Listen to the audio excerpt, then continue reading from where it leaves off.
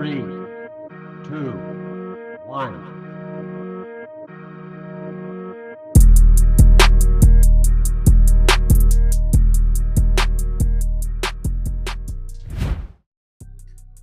What's good, OTB? What's great out there in them streets, man? Today we got with us a crazy story about Venezuelan gang members.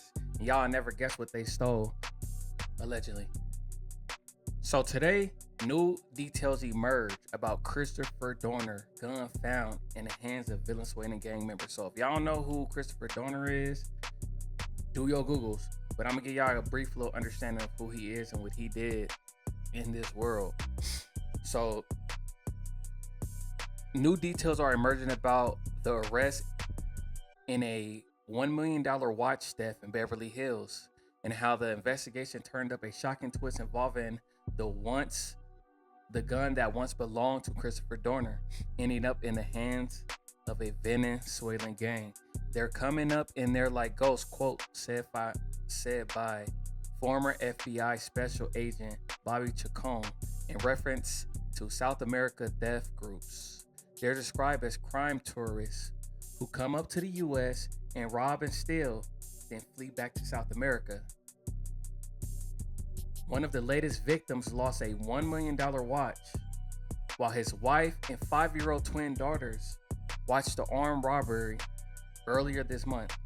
The suspects were identified as Jamer or Heimer Salazar, 21, of Colombia, and Jesus Rojas, 19, of Venezuela. Investigators say Rojas held the victim at gunpoint during the robbery. Man, so pretty much what these dudes doing, they coming up to the US. You know what I'm saying? No documents or nothing.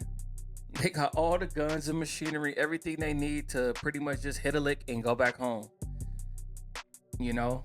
And nobody about to play their blame game and really just ruffle feathers about politics and our borders being wide open.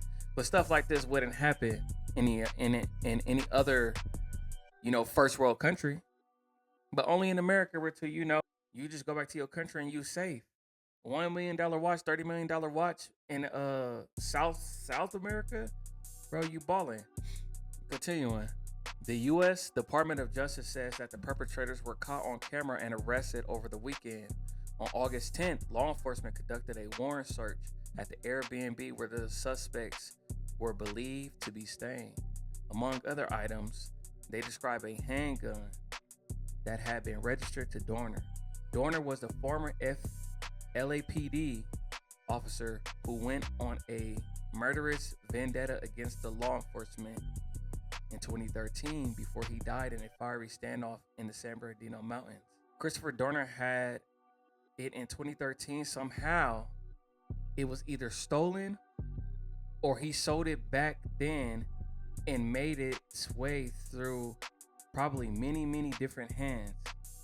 It's anybody guess how many times this weapon had been used in robberies and killings, Chacon said. How they came to be in possession of Dorner handgun remains unclear. Hey y'all, people, listen. The FBI is saying they don't understand how a police issued firearm. Now, I travel. Boy, I be talking to Border Patrol. They say, man, according to them, they say they get a certain amount of ammunition. They can't fire, and every bullet they shoot is accounted for. So they don't want to be shooting at all. And you telling me an FBI agent is telling us, the world, they don't know how a police issued firearm ended up in the streets, on the block, in South America. Bro, you gotta be kidding me, man. It's like, when you hear stories like this, it seems like it's a show, it's a theater, bro. Like, what are we doing out here in America where the FBI can't even keep track of a police issue firearm? Now, if you understand the backstory of Christopher Dorner and who he was and what he did, like, I lived in Riverside at the time, and I used to go running down Magnolia So he had like shot some police officers, or I think he unalived some police officer at the 7-Eleven I go to. Like, it's a 7-Eleven, it's a donut shop right there. Asian guy in there, awesome, man. You go in there with 2 pennies and he gonna feed you, like, no matter what. Then there's Alberto's, Christopher Dorner in that shopping center, 7-Eleven. I think he unalived some police officers. Where I go running at, like, that's when I was like in college. Like, it spooked me. I'm like, what? Like, up until 2013, I didn't know police officers get killed by like anybody, right? But yeah, Christopher Dorner, I don't know. He had beef with the police or something. I don't know. They say he was disgruntled, whatever. But he just went on a rampage and he just started, unaliving everybody. So fast forward, they say he ended up dying and they chased him up to like Big Bear. He ended up dying in like a cabin fire, allegedly. And now his pistol is in it's now a 19-year-old Venezuelan gang member has Christopher Dorner pistol. Now, if you know anything about George Zimmerman killed Trayvon Martin, and his pistol was able to go up for auction for like $1 million. Like, he sold his stuff off to his, other organizations who was into that type of stuff. And Christopher Dorner, the things he did and the type of person, his infamous in the streets, you would think like they got his pistol, everything, that belonged to him locked away in a vault, like at the Vatican, based on what he did in history. You get what I'm saying? But no, it ended up somehow, the FBI agents say somehow it was stolen or he sold it back then and it's made its way through many different hands. It's anybody guess how many times this weapon has been used in robberies and killings.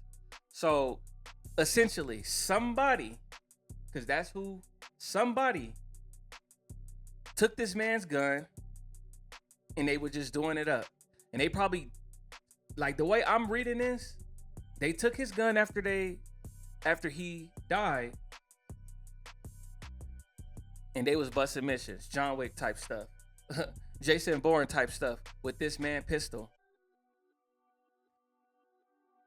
And after they was done doing what they doing for all these years, they just sold it, stored out there in the streets. Because, if somebody was into like collectible items of like infamous people like him, his gun will be locked in a case.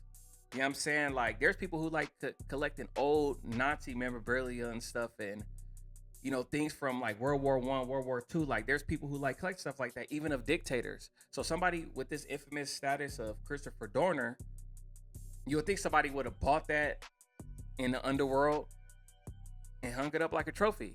But no, what the FBI agent is telling y'all, if y'all don't have the foresight to see, we use this gun to do our dirt, then we just sold it to the streets. And now a 19-year-old Venezuelan gang member got Christopher Dorner weapon. If y'all know anything about guns and how they end up on the block,